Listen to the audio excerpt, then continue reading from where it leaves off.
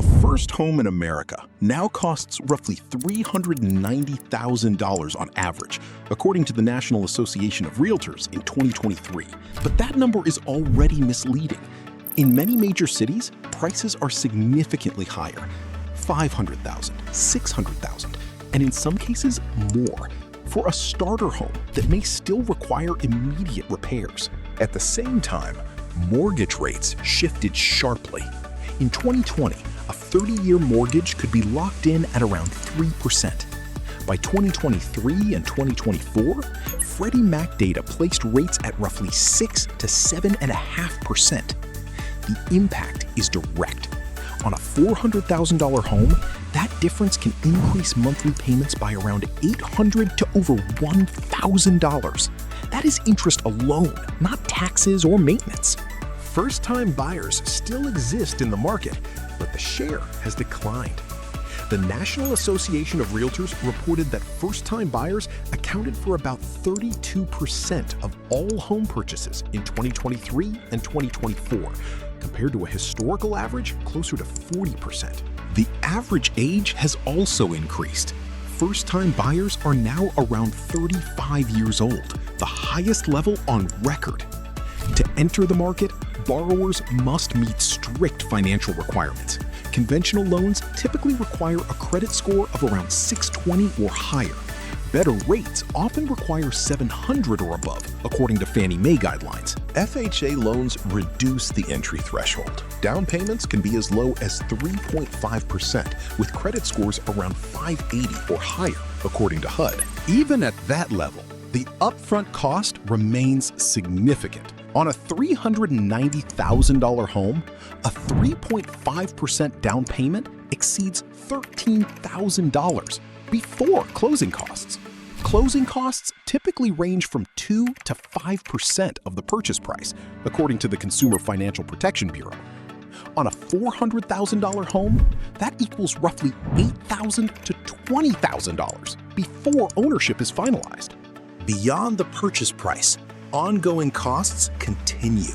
Property taxes generally range from 0.5% to 2.5% annually, depending on the state. On a $400,000 home, that can range from $2,000 to $10,000 each year. Home insurance adds another $1,500 to $2,500 annually, according to the Insurance Information Institute. The process begins with financial preparation. This can take months as buyers review credit scores and reduce debt. The goal is to improve eligibility under lender requirements. Mortgage pre-approval follows. Lenders evaluate income, debt levels, and financial stability.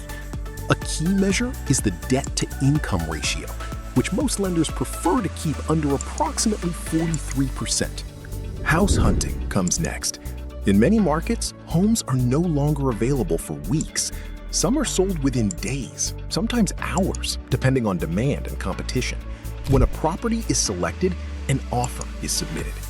If accepted, the process continues with inspection and appraisal. Inspections typically cost between $300 and $600. Appraisals confirm whether the property value aligns with the loan amount. If the appraisal comes in low, buyers must either cover the difference or withdraw from the deal. Closing follows. This stage can take 30 to 60 days and involves extensive documentation and verification before final ownership is transferred.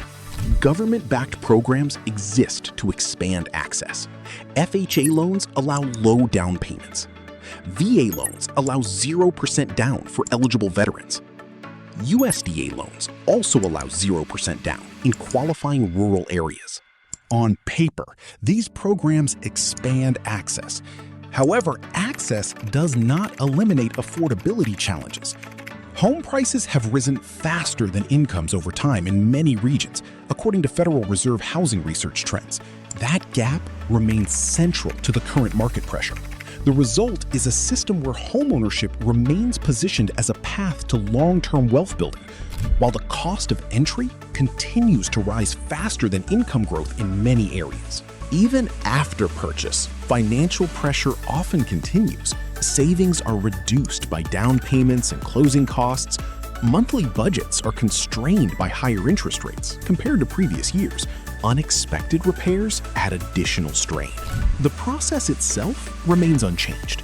Financial preparation, pre-approval, searching, bidding, inspection, appraisal, and closing form a fixed sequence.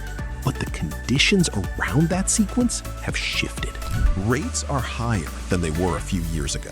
Prices remain elevated. Entry requirements continue to rise relative to income.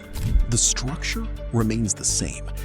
The distance between qualification and affordability has widened, and that gap continues to define the experience of first-time homebuyers.